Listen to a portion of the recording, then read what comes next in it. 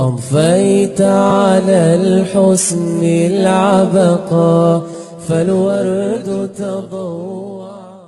إن الحمد لله نحمده ونستعينه ونستغفره ونعوذ بالله من شرور أنفسنا ومن سيئات أعمالنا. من يهده الله فلا مضل له ومن يضلل فلا هادي له.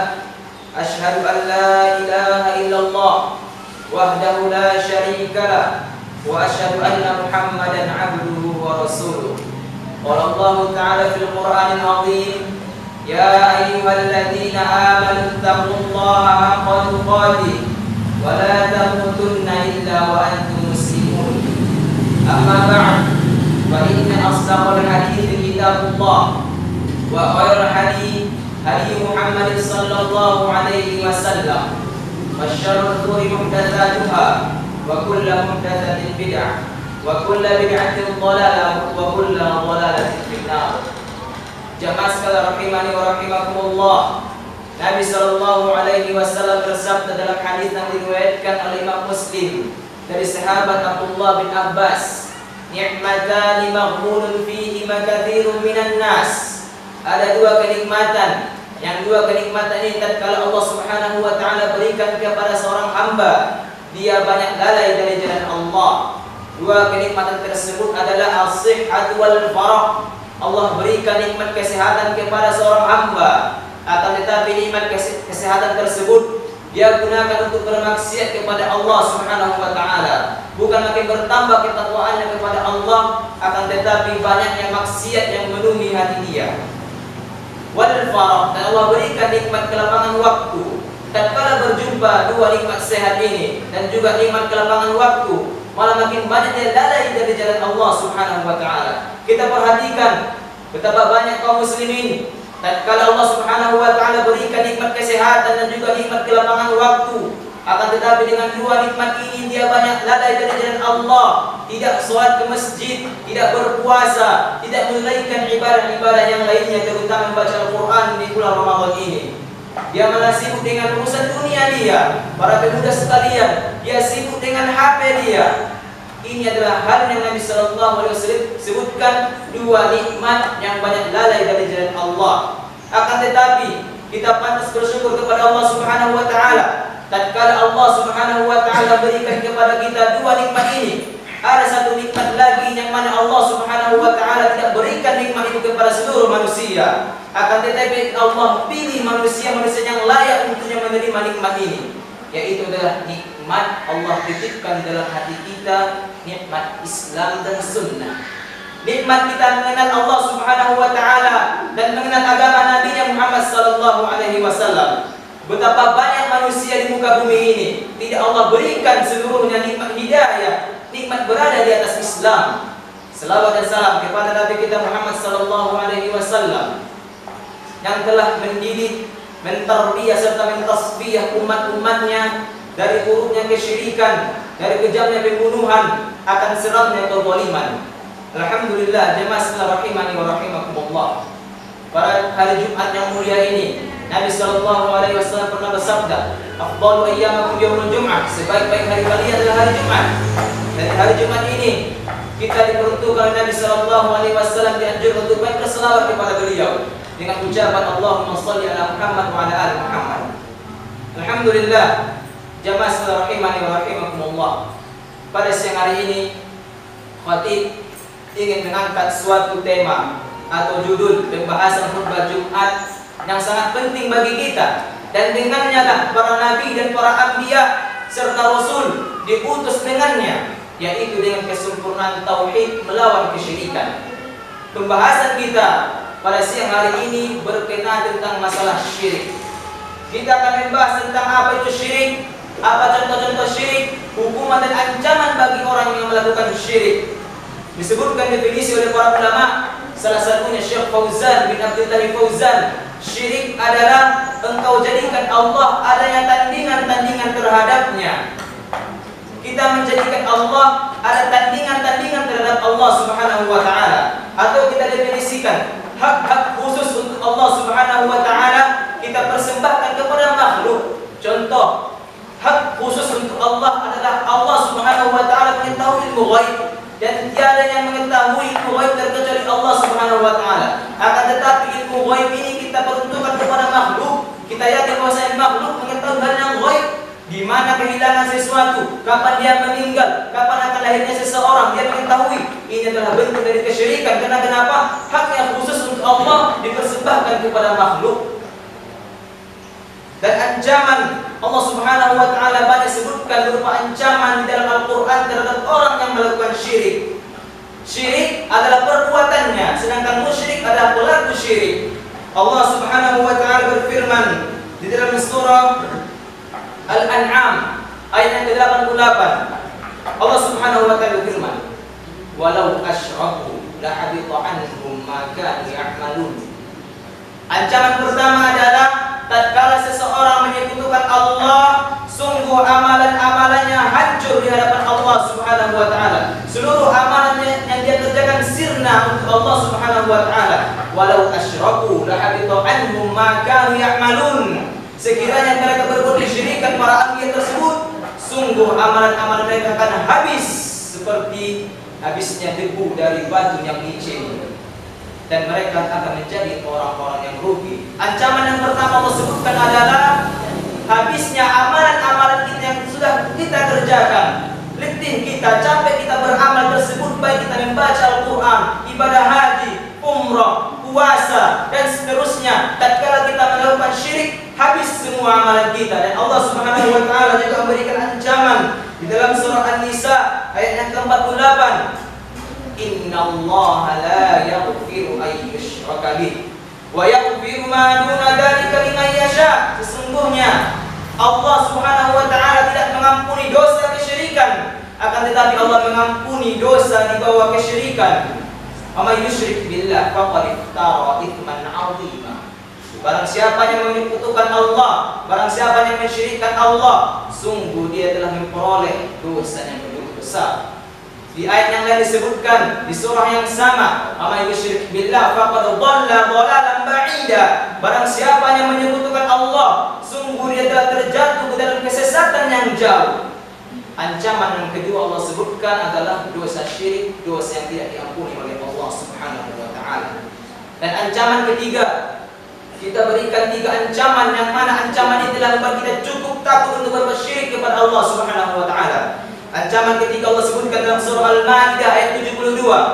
Innahu may yusyrik billah faqad harramallahu alaihi al-jannah wa ma'wahu an-nar wa ma lidh-dhalimin min ansar. Sesungguhnya barang siapa yang menyekutukan Allah, barang siapa yang mensyirikkan Allah, faqad harramallahu alaihi al-jannah, maka sungguh Allah haramkan atasnya surga. Yang berbicara bukanlah khatib, akan tetapi kalamullah, Allah Subhanahu wa taala yang menyebutkan Allah mengharamkan surga bagi orang yang berbuat syirik. Wa ma'wahun nar, dan tempatnya adalah neraka. Kalau Allah sudah mengharamkan surga bagi kita tatkala kita melakukan syirik, mati di atas kesyirikan, mau masuk mana? Tempat di hari kiamat cuma 2, kalau tidak surga neraka, dan tidak tempat ketiga. Wa ma'wahun nar, dan tempatnya neraka. Wa ma lidh-dhalimin min ansar, tidak ada penolong bagi orang-orang yang berbuat zalim. Mungkin 3 ancaman ini bagi kita, dan masih banyak ancaman yang lainnya tidak bisa kita sebutkan satu persatu. Banyak di Al-Quran Allah sebutkan ancaman bagi orang yang melakukan syirik. Akan tetapi 3 ancaman ini Allah berikan kepada kita sudah cukup untuk kita takut kepada Allah Subhanahu wa taala atas melakukan kesyirikan. Dan contoh yang perlu kita hadirkan tatkala kita menyampaikan suatu pembahasan, akan tetapi kita bisa paham terhadap pembahasan tersebut dengan kita datangkannya contoh suatu perbuatan kesyirikan yang banyak kalangan kaum muslimin melakukannya, dan kita menganggap hal ini adalah hal yang biasa, adalah seseorang muslim yang mengaku mengucapkan asyhadu an la ilaha illallah wa anna muhammadar rasulullah, dia pergi ke dukun. Pergi ke dukun adalah suatu perbuatan kesyirikan. Nabi Shallallahu Alaihi Wasallam memberikan banyak ancaman terhadap orang yang pergi ke dukun.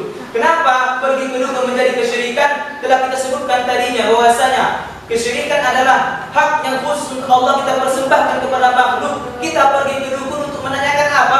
Tentang menanyakan suatu hal yang ghaib, dan ini adalah bentuk dari kesyirikan. kesyirikan. Nabi sallallahu alaihi wasallam bersabda dalam hadis yang diriwayatkan oleh Imam Ahmad, "Man ata 'arrafan fas'aluhu an syai' lam tuqbal lahu salatan 40 yawman." Barang siapa yang mendatangi dukun, tukang ramal, penyihir, dan seterusnya, apapun gelarnya, bertanya tentang sesuatu, baru bertanya, kita tidak membenarkan ucapan dia, baru kita tanya, ini apa maksudnya, kehilangan kereta saya di mana, ayam saya hilang di mana, siapa yang mengambil HP saya, jatuhnya dompet saya di mana, baru kita bertanyakan. Apa kata Nabi sallallahu alaihi wasallam? Lam tuqbal lahu salatan 40 yawman. Tidak diterima salatnya selama 40 hari, 40 malam. Ini ancaman yang diberikan oleh Rasulullah sallallahu alaihi wasallam bagi orang yang datang ke dukun baru bertanya. Dan apa ancaman yang diberikan oleh Rasulullah sallallahu alaihi wasallam tatkala dia datang ke dukun bertanya dan membenarkan ucapannya? Rasulullah sallallahu alaihi wasallam bersabda dalam hadis yang diriwayatkan oleh Imam Abi Daud dari sahabat Abu Hurairah radhiyallahu anhu, "Man ata 'arrafan aw kahinan fasaddaqahu bima yaqul faqad kafara bima unzila ala Muhammadin sallallahu alaihi wasallam." Barang siapa yang mendatangi arraf, mendatangi peramal, dukun, orang yang sok-sok mengetahui, yang mengaku-ngaku tahu ilmu ghaib, bahwasanya handphone kita jatuh di sana, kereta kita yang maling si anu, dan seterusnya. Kita datang ke situ, bertanya tentang sesuatu, dan kita benarkan ucapannya. Pertanyaan kita dia jawab, dan kita benarkan ucapan tersebut. Faqad kafara bima unzila ala Muhammad sallallahu alaihi wasallam. Sungguh dia telah terjatuh ke dalam lembah kekufuran terhadap apa yang diturunkan kepada Nabi Muhammad sallallahu alaihi wasallam berupa Al-Qur'an, As-Sunnah, dan juga syariat-syariat Allah Subhanahu wa taala. Bayangkan ancaman yang diberikan oleh Rasulullah sallallahu alaihi wasallam. Dan kita ingatkan bahwasanya dukun, peramal, dan seterusnya mereka tidak mengetahui hal yang ghaib. Yang mengetahui hal yang ghaib adalah Allah Subhanahu wa taala. Allah Subhanahu wa taala berfirman surah An-Naml ayat 65. Qul, katakanlah wahai Muhammad, la ya'lamu man fis samawati wa man fil ardil ghaiba illa Allah. Bahwasanya tiada yang mengetahui di langit maupun di bumi tentang perkara yang ghaib terkecuali Allah Subhanahu wa taala. Allah batasi kita, Allah batasi, disampaikan oleh Rasulullah sallallahu alaihi wasallam bahwasanya tiada yang mengetahui ilmu ghaib terkecuali Allah Subhanahu wa taala. Lalu buat apa kita pergi ke dukun kalau kita telah mengetahui dalilnya dalam surah An-Naml ayat 65. Kita bertanya ke dukun, akan bodohnya kita datang ke dukun dengan mengatakan di mana hilang kereta saya, siapa yang memaling ayam saya, di mana jatuhnya dompet saya. Ini perbuatan kesyirikan dan hendaklah seorang muslim menjauhkan perbuatan ini dari kehidupan dia. Ancamannya sangat berat di sisi Allah Subhanahu wa taala. Dan kita perhatikan juga betapa buruknya dan betapa bodohnya orang yang pergi ke dukun dan kerusakan yang dibuat oleh dukun. Tatkala seseorang pergi ke dukun, dia bertanya, atau anaknya sakit, keluarganya sakit, atau dia sendiri yang sakit, dia pergi ke dukun, bertanya, Pak, Mbah, apapun bahasanya di kalangan kita tetap dukun. Kalau dia mengaku tahu ilmu ghaib, tatkala dia datang bertanya, siapa yang telah membuat saya sakit? Siapa yang telah membuat kedua orang tua saya sakit? Siapa yang telah membuat anak saya sakit? Kita bertanya hal ini kepada dukun. Perhatikan begitu bodohnya seorang dukun, dan begitu bodohnya seorang dukun dia tidak mengetahui hal yang ghaib. Apa yang dia katakan? Yang membuat dirimu sakit, atau yang membuat kedua orang tuamu sakit, atau yang membuat anakmu jatuh sakit adalah orang dekatmu. Jawaban dukun tatkala kita tanya, orang dekatmu. Kereta kita hilang, kita pergi ke dukun, jawabannya apa? Orang dekatmu. Tidak pernah seorang dukun mengatakan si anu namanya. Tidak, akan tapi dia mengatakan orang dekatmu. Karena kenapa? Karena dia tidak tahu hal yang ghaib. Karena dia, maka dia mengucapkan orang dekatmu. Tidak ada seorang dukun pernah mengatakan yang mencuri keretamu, yang membawa ayammu, jatuh dompetmu di sini dan diambil oleh si fulan. Disebutkan namanya, rinci beserta rumahnya, tempat tinggalnya, tidak ada. Akan tetapi dikatakan teman dekatmu. Yang membuat engkau sakit adalah teman dekatmu. Akhirnya rusaklah hubungan kita dengan dia. Disebabkan si dukun tadi, padahal teman dekat kita begitu cinta dengan kita, tidak mau mengambil hak kita, begitu sayangnya dia dengan kita. Kita pergi ke dukun, kita tanyakan hal ini ke dukun, rusak hubungan kita dengan dia. Disebabkan apa? Teman dekatmu. Terjadi yang namanya fitnah, suatu kedustaan yang tidak bisa dibuktikan kebenarannya. Terjadi yang namanya fitnah. Tatkala seseorang pergi ke dukun, maka hilanglah rasa tawakalnya kepada Allah Subhanahu wa ta'ala. Dia yakin bahwasanya yang bisa menyembuhkan dia adalah dukun, padahal dia tidak tahu bahwasanya yang menurunkan penyakit, yang mendatangkan penyakit, yang menjadikan penyakit tersebut ada pada diri dia adalah Allah Subhanahu wa ta'ala. Maka mintalah kepada zat yang membuat Anda sakit, bukan minta kepada dukun. Dukun adalah makhluk yang sama posisi kita dengan dia. Minta kepada zat yang maha menyembuhkan, minta kepada zat yang membuat Anda sakit, bukan minta kepada makhluk yang dengannya tiada daya dan upaya terkecuali Allah Subhanahu wa ta'ala. Aqulu qouli hadza wa astaghfirullah li wa lakum innahu huwal ghafurur rahim. Alhamdulillah wassalatu wassalamu ala Rasulillah wa ala alihi wa sahbihi wa mawalah. Dan salah satu dari bentuk kesyirikan, tatkala seseorang pergi ke dukun, dia bertanya tentang sesuatu dan dia yakin bahwasanya dukun tersebut mengetahui hal yang gaib. Contoh dari tersebut kita ambil contoh yang banyak, berupa seseorang muslim menggantung-gantungkan sesuatu di atas pintu rumah dia, atau dia tulis sesuatu yang dia yakin dengan tulisan tersebut bisa menolak balak dan bahaya.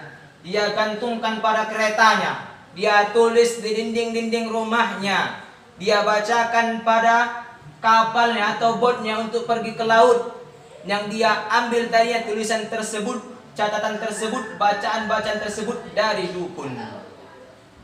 Kenapa kita tidak memainkan logika kita? Kita yakin satu gelas air putih yang diisi dalam botol, kita gantung di atas pintu rumah kita beserta telur ayam jantan dan daun kunyit. Kita beryakinan bahwasanya benda mati ini bisa menolak yang namanya maling, menolak maha bahaya, anti kebakaran, anti gempa. Naudzubillah. Logika kita di mana? Allah jadikan kita berakal untuk memikirkan hal tersebut.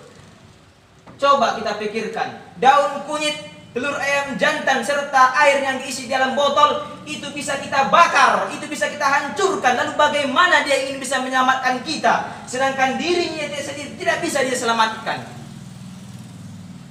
Atau magnet, bahasa kita Bansi Barani, kita gantungkan pada leher anak kita yang masih kecil dalam rangka tujuan tertolak bala. Magnet, benda mati yang tidak bisa memberikan manfaat dan juga mudarat, kita yakini bisa menolak bala. Na'udzubillah. Yang bisa menolak bala dan mendatangkan bala adalah Allah Subhanahu wa ta'ala. Selain Allah adalah makhluk.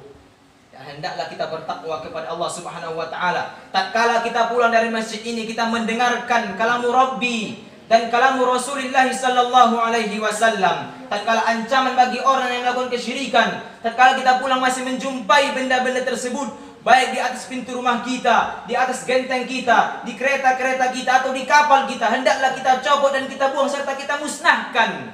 Karena sesungguhnya yang bisa memberikan rezeki kepada kita bukan benda tersebut, yang bisa menolak bala bukan benda tersebut, yang bisa mendatangkan suatu rahmat bukan benda tersebut, akan tetapi Allah Subhanahu wa ta'ala. Innallaha wa malaikatahu yusalluna 'alan nabi ya ayyuhalladzina amanu sallu 'alaihi wa sallimu taslima. Allahumma salli 'ala Muhammad wa 'ala ali Muhammad kama sallaita 'ala Ibrahim wa 'ala ali Ibrahim innaka Hamidum Majid. وتعبد المنان وتحفز النفس الكريمة تبتغي الجنة.